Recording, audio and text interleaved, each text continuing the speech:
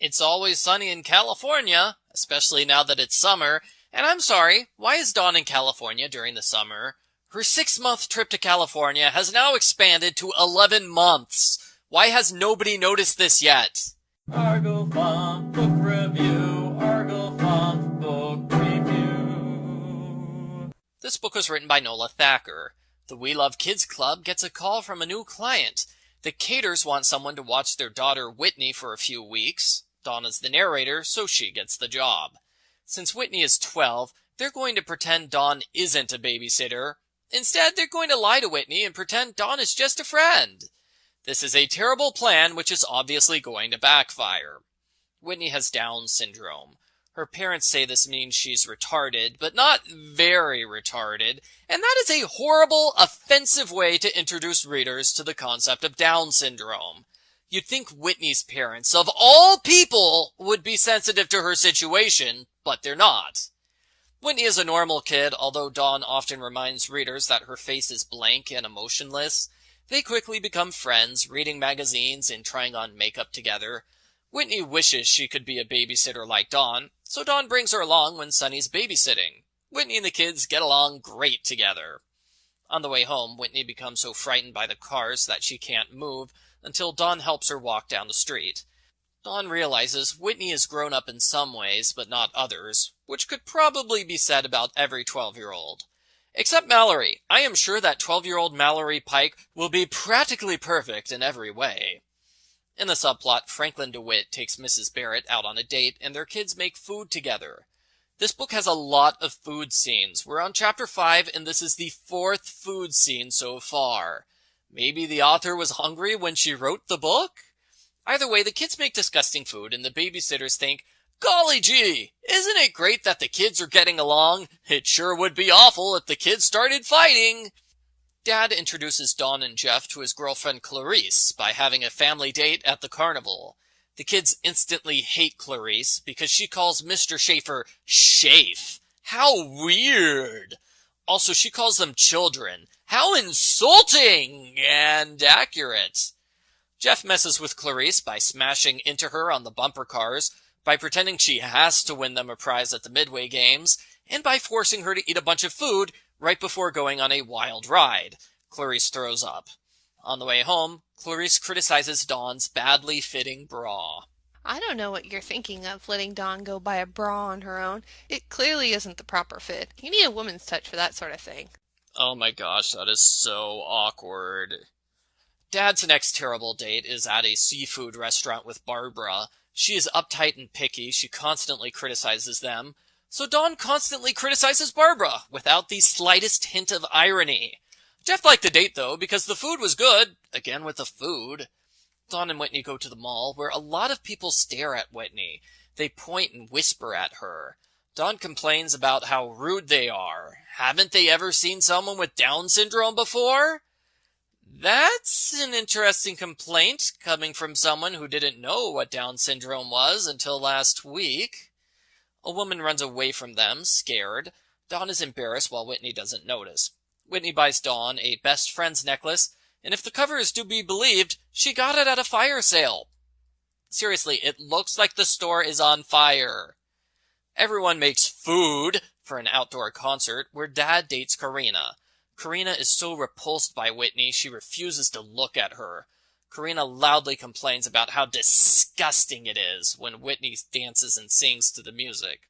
As you'd expect, this is Karina's last date. Mr. DeWitt and Mrs. Barrett get engaged.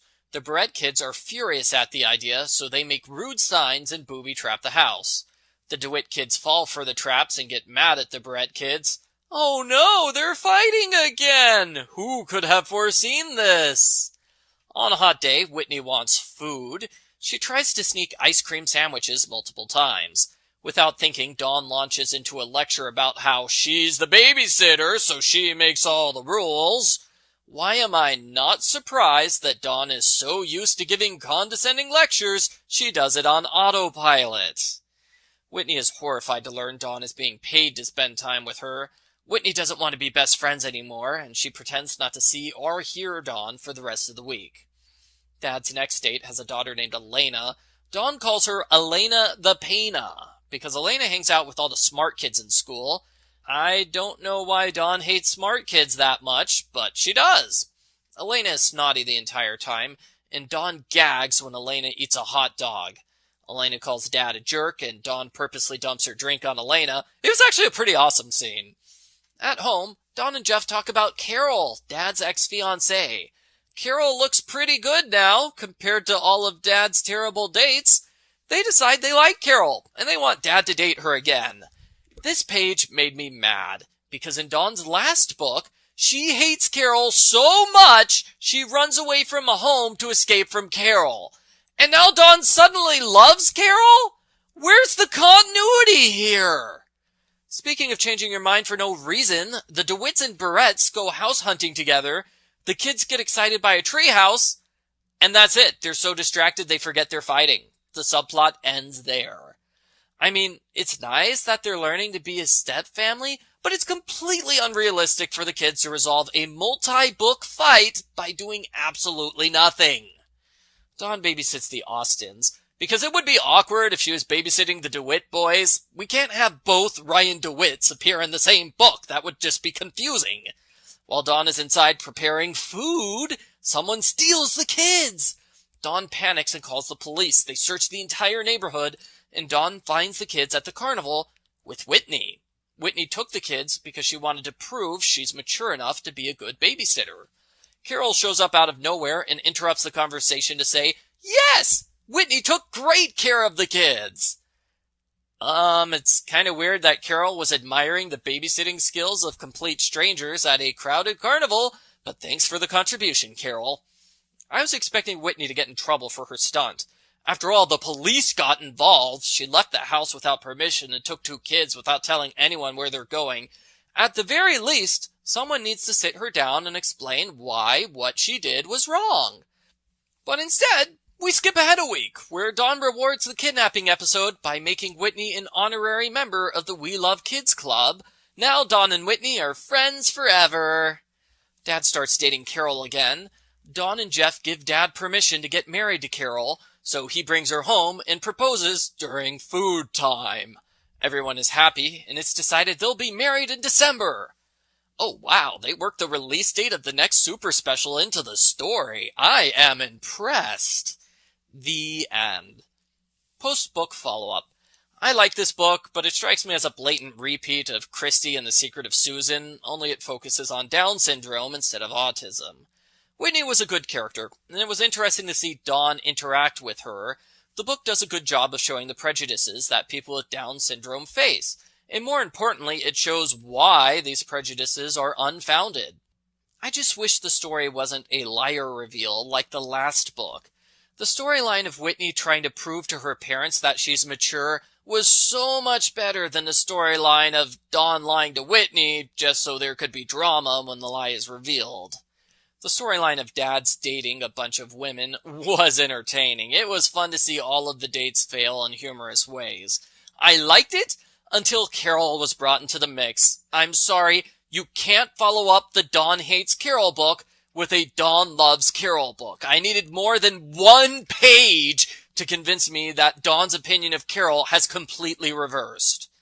The DeWitt storyline also had a bad resolution. They stopped fighting for no particular reason, other than it's the end of their subplot, so they just need to resolve the story. The book has 3 name typos. Marianne is spelled without an E on page 98. Buddy is called Brian on page 54, and even though Dawn's father is named Jack, he's called Richard on page 69. Clearly he was confused with Marianne's father.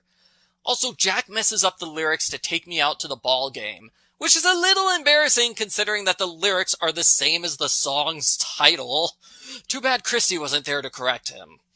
I give Babysitters Club number 77, Dawn and Whitney, Friends Forever, a 7 out of 10.